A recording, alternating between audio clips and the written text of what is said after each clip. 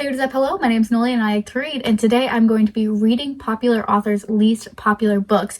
So this week I picked 3 books by popular book talk authors whose books I have read and really enjoyed, who I then found out had other books that I had never even heard of before.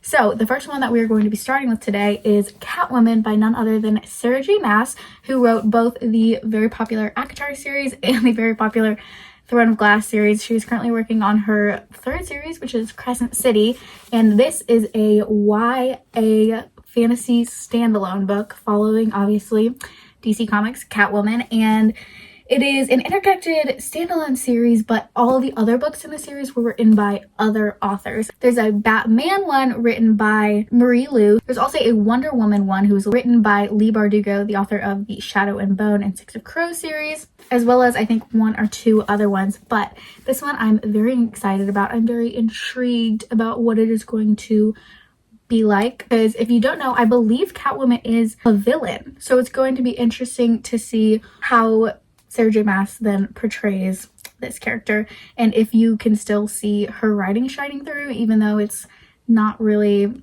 like how her other books are. So I'm very excited and intrigued to get into this book and to the 2 others that I'm going to be reading in this video as well. Stick around if you want to see what those other 2 books are and if you want to see my thoughts on this one. So let's get right into reading.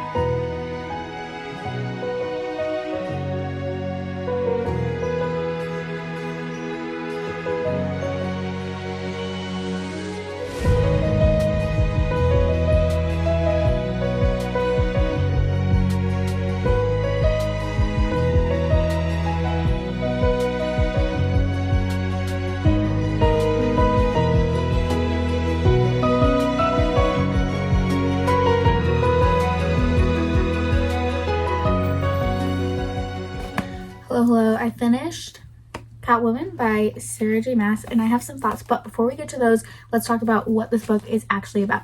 Funny enough, in this book, you are following Selena, not Selena, which might be confusing considering Sarah J. Maas has another book where the main character's name is Selena, and she's also an assassin similar to this book.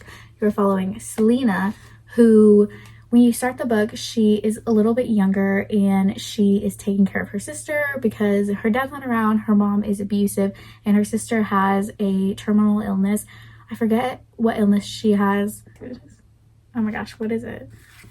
Her sister is sick, and so she's taking care of her, trying to stay away from CPS, trying to figure out how to protect her sister, take care of her sister, and not let CPS take her away or separate them. And so she does that by joining this gang called the Leopards, where she kind of like trains to become this assassin, and there's lots of other stuff that happens in her life a little bit later, which is kind of like where we pick up in, I think it's like chapter 3. So then Selena went away for a little bit for some reason, and we pick up, I think it's in chapter 3, where she's moving back to Gotham City, and she's kind of emerging as this new thief and villain. She teams up with Poison Ivy and Harley Quinn, and so we're following her as she's kind of creating all this chaos, and you're trying to figure out what's going on, why is she doing these things, and as, what's his name? Batwing, that's his name. Batwing, who is Luke Fox, is kind of like trying to stop her and things like that. So this book is good. It's not great. I think I would give it a 3.75 overall. I think if you're like a diehard Sarah J. Maas fan, this would be a fun read for you. I think if you're a diehard Catwoman fan, this could be a fun read unless you're someone who really cares about having like correct everything and like not changing anything about their personality and things, because there are certain things about this character that do get, you know, just a different perspective on in this book than what is perhaps considered canon for Catwoman. But overall, I did really enjoy this book. I flew through it very fast. It had a lot of those like typical Sarah J Maas things that you expect to see. One of my main criticisms, I think, is, however, that while I really enjoyed that she threw so many similarities into this book of like the Throne of Glass series, and so many things about that series that I really, really love are in this book, I think it just was too much. I think she just tried to do too much for one standalone book. I think, you know, if this were a series or just got to be fleshed out a little bit more, it could have been really, really great.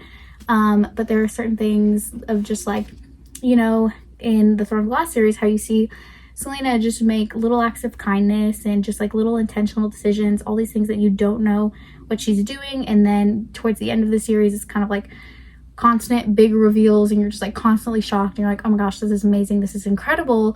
And while some of that was in this book and really exciting to see, it was also, again, just not as well done because it is just one book, and so it just didn't get to be as fleshed out. But overall, still really enjoyed it. Again, I think if you are a diehard Sarah J Maas fan, you get Sarah J Maas in this book. Definitely, you can see her writing style and just like the things that she loves, like the twists that she loves to throw in.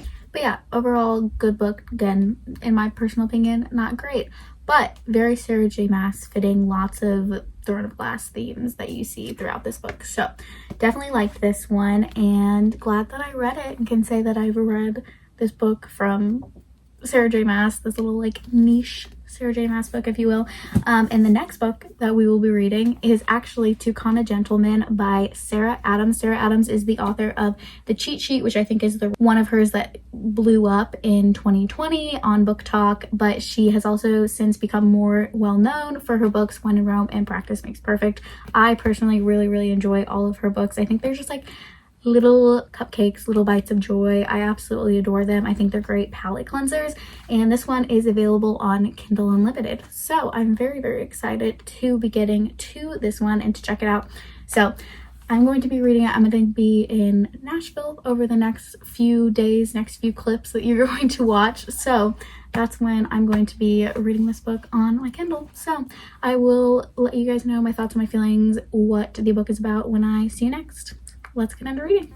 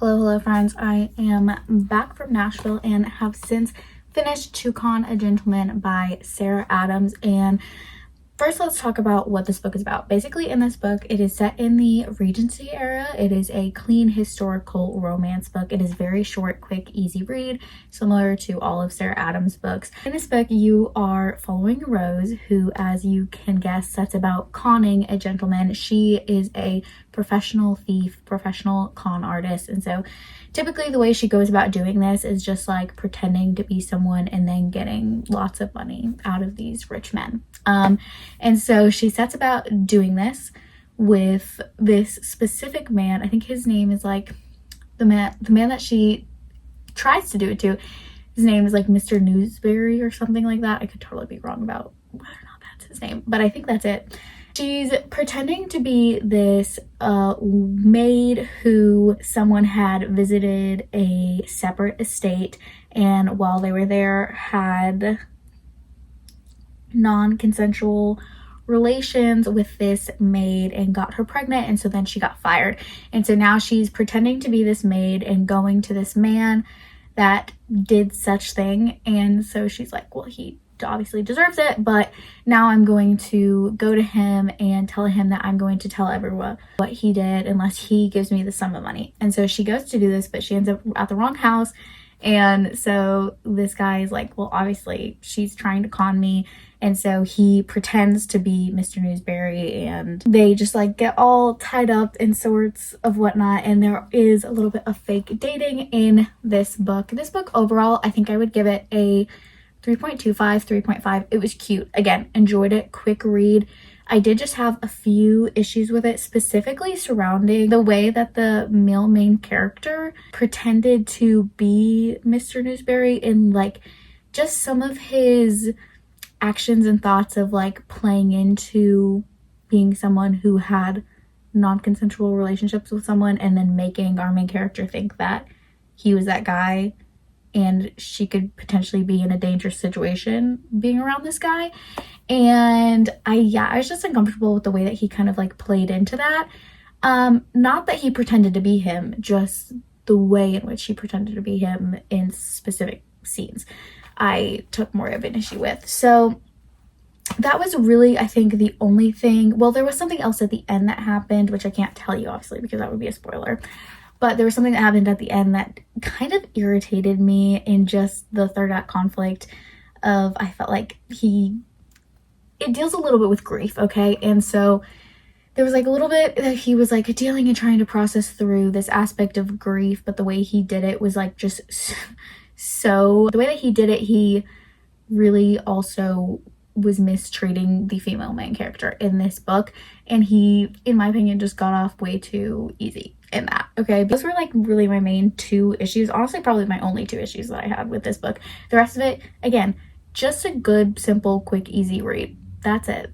And that's all it's trying to be, I feel like. So if you're looking for that, if you enjoy reading about the Regency era, if you like reading about women conning men, it was a fun book. It was a fun read. I enjoyed it. Now, however, it is time to start the third book, which I am so excited for. And now technically this book, I've been choosing off the popular authors, least popular books based off of ratings on Goodreads. However, I'm not going to like choose one that's in the middle of a series. So it's like their lowest rated on Goodreads that's not in a series. So this next book is probably the one that I'm most excited for, but also most intrigued about. Because if you were to tell me Emily Henry meets E.T., I would be like, girl, what are you talking about? Because that's crazy. I never in my mind would I have meshed those two, but I always would say like, I'll read anything Emily Henry writes. I'll read her, grocery list or whatever. Time to put my money where my mouth is, okay? I'm not a big sci-fi girl. I do love dystopian, I do love fantasy, and this is like kind of giving some of those elements as well.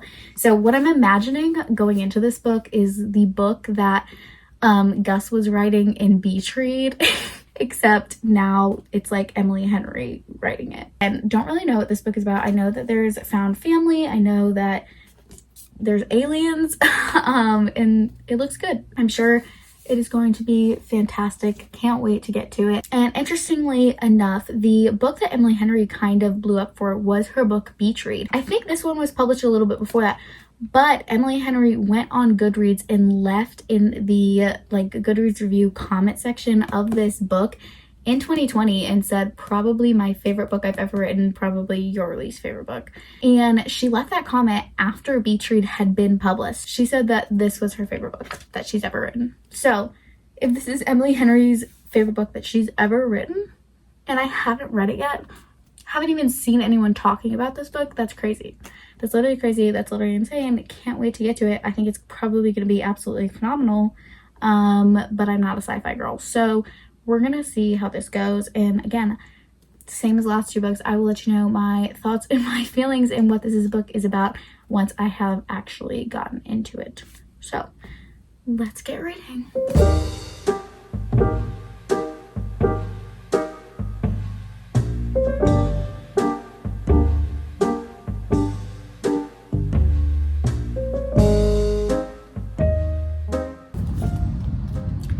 I should have never doubted. I should have never doubted, okay? Miss Emily Henry just knows what she's doing. She knows what she's doing when she's writing a book. I feel like she is just one of those people that was like put on earth to write and to make you feel things and to make you experience things. Like, she is so gifted and talented. It's insane. So good. Love this book. Okay, I think I'm gonna give it like a 4.5, 4.25 maybe. We'll see like in a couple days maybe what I'm thinking and feeling, if I'm still thinking about this book. It didn't give me like 5 stars feelings, but it was still really good. Really enjoyed it. And I don't really have anything to compare it to because, again, like I said, I'm not a big sci-fi girly. I don't read sci-fi, but maybe this will get me back into it, or at least get me back into trying it, because this book was really good. I absolutely loved it. Also, if you want the friendship dynamics of this book with the family dynamics of like these books, I highly recommend you read When the Sky Fell in Splendor. Like, you're definitely still getting aspects of Emily Henry's writing. Surprise, surprise, because she's the one writing it. You definitely like see her writing style and the way that she like builds relationships and like the character development and everything. I feel like you definitely see that in this book, but just like such fun plot twists that, again, I feel like is what I imagined Gus writing in this book. And I feel like I just went into this book with the right expectations and not to expect it to be like all of Emily Henry's other books, because obviously they're very different. Yeah, it was so good. It was just so enjoyable. It was a good time.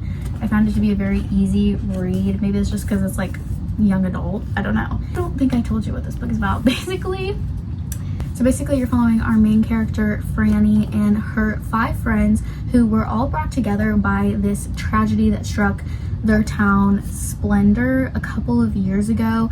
Something happened and a lot of the people in the town were either like severely hurt, like stuck in comas,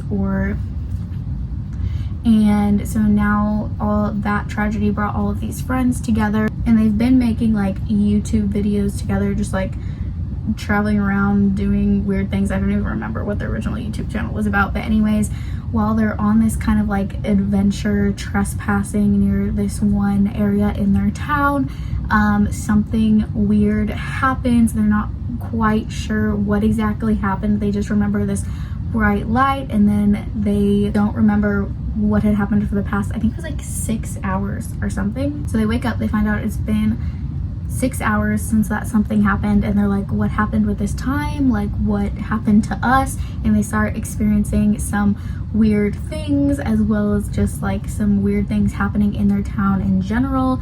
And so yeah, you're just following their journey as they're figuring out what has happened to their town, what has happened to them, and trying to kind of figure everything out and experiencing aliens. So that's what this book is about, in a very weird, horrible explanation, but I would highly recommend this. I had a great time, and even if you're not a sci-fi fan, I found this very easy to understand. Even like when it got into like the more sci-fi aspects of it, like I wasn't like, can you please dumb this down? Like, it actually worked really well for me, in my opinion.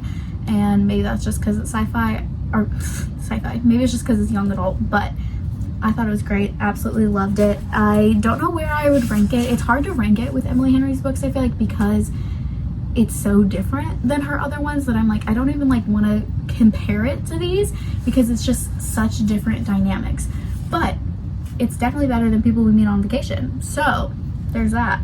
Maybe I'm just a People We Meet on Vacation hater, but I'm entitled to that. Okay, overall, this video was such a success in my opinion. Like, I thoroughly enjoyed all 3 of these books. Those are my thoughts and my feelings. I had a great time with this video. Hope you guys enjoyed. Let me know if there's any books that I should try out next that are like by popular authors but are very unpopular books, or not known books, you know.